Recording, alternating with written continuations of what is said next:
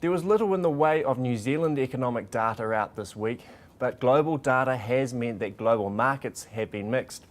Earlier on in the week we did see global markets increase, but they have since come back into check. Overnight, global markets did decrease, and now commentators are once again suggesting that the increases have got just a little bit ahead of themselves. Since early March of this year, global markets have increased by 68%, and currently, based on their earnings profiles, they are the most expensive they have ever been. Based on these earnings profiles, corporate earnings will have to increase by 25% next year just to justify where these prices are currently sitting.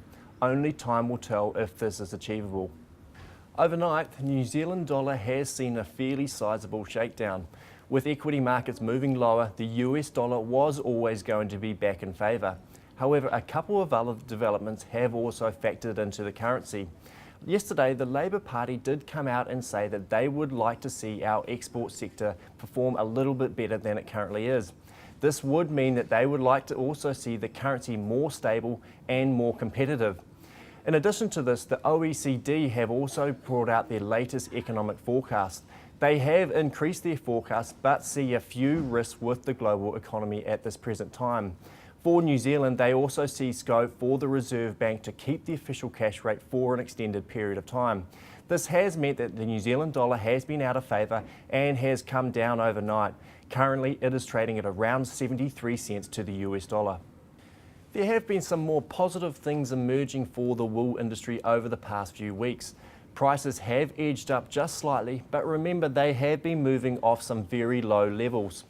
China has been demanding more wool from us, and now China is in fact our largest export market. However, there still are some issues for the wool industry. Retail spending is fairly muted overseas, and this would likely mean that fewer garments are coming out of New Zealand from wool. In addition to this, I reported yesterday that construction in the US is down 11% in the past month.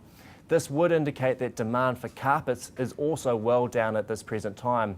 These factors are likely to keep a lid on prices in the medium term.